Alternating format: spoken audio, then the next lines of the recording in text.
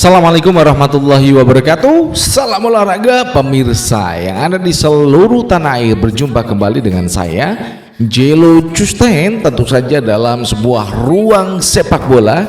Dan pagi hari ini tentu saja kita akan menyapa buat semuanya yang ada di Indonesia, dari Sabang hingga Merauke. Baik rekan-rekan semuanya, setelah kita beberapa hari membahas Giovanni Van Bronckhorst dan kemungkinan juga ada lagi dari Inggris John Herdman ya. Jadi saya nggak tahu nih orang ya, namun yang jelas saya cuma begini ya, apakah PSSI saat ini punya duit atau enggak? Nah itu yang menjadi pertanyaan.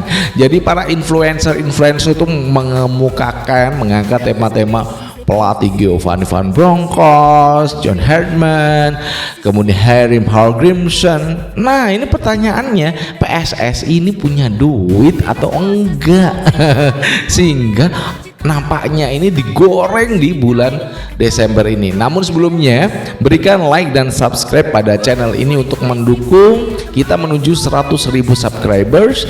Dan tentu saja ketika Anda sudah melakukan like dan subscribe, Anda akan terhubung terus dengan konten-konten yang akan kita tayangkan. Dan berikutnya juga jangan lupa untuk berikan kritikan dan saran untuk PSSI di link kolom komentar. Baik rekan-rekan semuanya, kita akan langsung menguliti PSSI. Nah,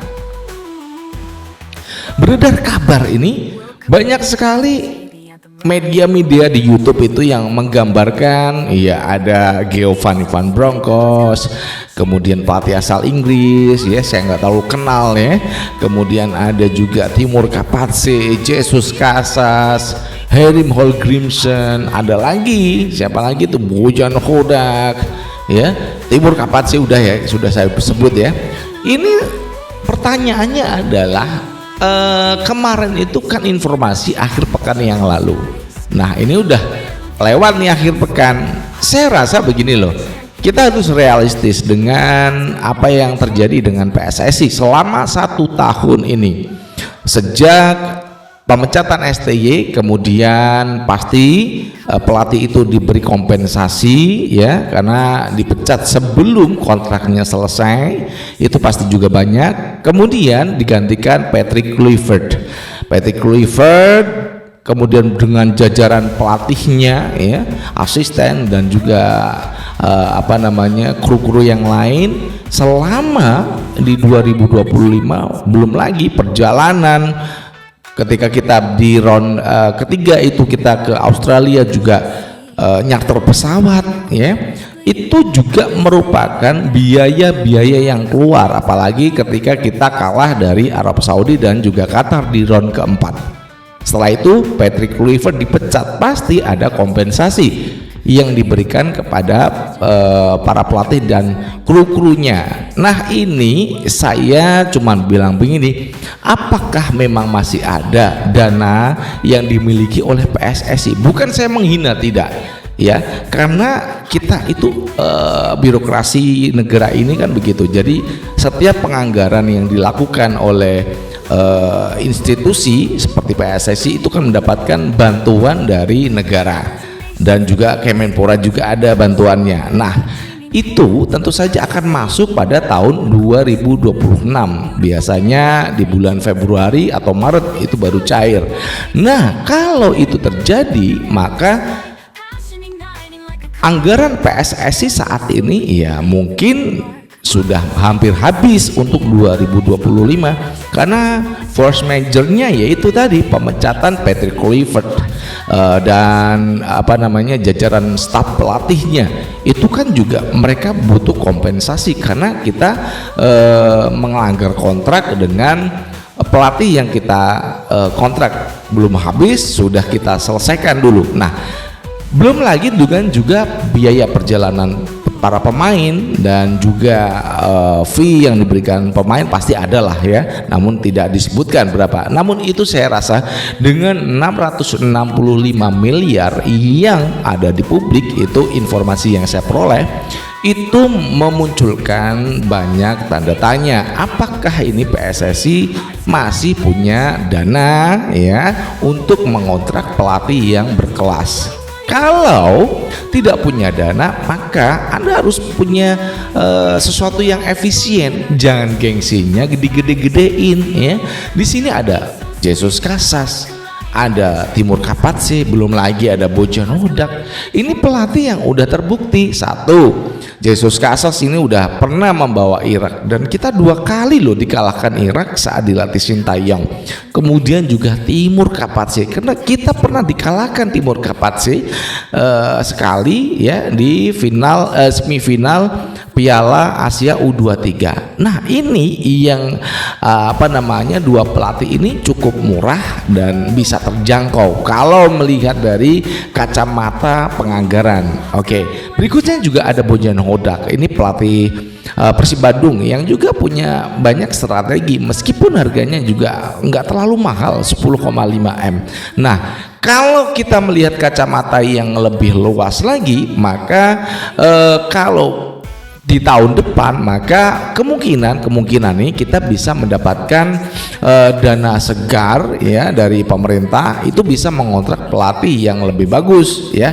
Kalau informasi yang sudah kita dapatkan baik itu dari para orang-orangnya PSSI ya, ada ya pokoknya adalah itu udah mengatakan ada juga yang Giovanni Van Bronckhorst tinggal selangkah lagi, dan kemudian ada John Herdman. Nah, itu adalah corong-corongnya PSSI. Saya katakan Bung Ropan, Yusa Nugraha ini adalah corong-corongnya PSSI yang mereka itu bisa melakukan delay informasi kepada masyarakat, sehingga kita itu selalu menantikan berita yang muncul di permukaan di YouTube tentang siapakah pelatih timnas Indonesia. Namun saya katakan sekali lagi ya rekan-rekan semuanya, biar kita nggak kecewa. Jadi kalau kita paham dengan birokrasi yang ada di negara ini, jadi kemungkinan kalau memang itu mengambil pelatih yang punya kualitas dan harganya bagus, itu tahun depan. Namun kalau ingin mengambil pelatih yang harganya bisa dijangkau saat ini, ada ya banyak sekali, sudah saya sebutkan tadi ya, itu bisa dilakukan bulan Desember. Namun kalau ingin meraih pelatih yang harganya tinggi, maka itu bisa dilakukan pada tahun depan. Namun ya pemerintah juga harus melihat bagaimana kinerja PSSI. Jangan sampai anggaran yang dikucurkan negara lewat negara K, APBN, kemudian lewat Kemenpora. Jadi ada 2 anggaran, APBN dan juga Kemenpora. Itu juga harus melihat sisi dari PSSI. Ini kerjanya benar atau enggak? Ya, saya rasa ya banyak yang tidak benar kerjaannya. Ya, bukan hanya soal cari para pelatih, calon pelatih timnas, namun bagaimana struktur organisasi ini saya rasa carut marut. Bukan saya merasa pintar, bukan ya, karena ini adalah ruang publik, kita bisa mengkritik sesuatu yang menurut publik banyak itu tidak benar ya, tidak benar, gak selaras lah apa yang dilakukan PSSI pada awal tahun memecat Sintayong. Yang kita harapkan itu seperti yang udah dikatakan JJ dalam beberapa podcast, Sintayong itu yakin ya, Indonesia bisa lolos ke Piala Dunia. Namun ya kan di awal Januari itu di 2025 Sintayong dipecat dan digantikan oleh Patrick Kluivert. Nah, itu yang menyebabkan bukan hanya sisi pelatih ya, banyak sekali komentar-komentar dari para petinggi PSSI, baik itu Pak Zainuddin Amal ya, kemudian Erick Thohir ya, kemudian Pak Sumarji, ini saling bertolak belakang ya. Dan tentu saja negara ini harus juga melihat, mengevaluasi ini PSSI kerjanya benar atau enggak kan gitu ya.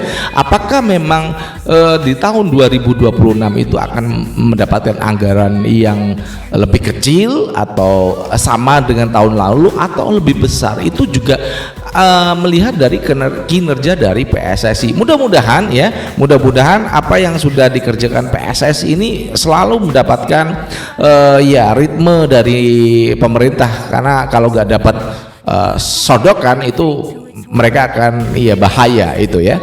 Harus pemerintah melakukan koreksi kepada PSSI. Nah, demikian yang bisa kita sampaikan. Jangan berharap untuk kita segera mendapatkan pelatih karena memang anggarannya nggak ada. Dari Jakarta, saya Iji Lucustan mengucapkan wassalamualaikum warahmatullahi wabarakatuh. Salam olahraga and ciao.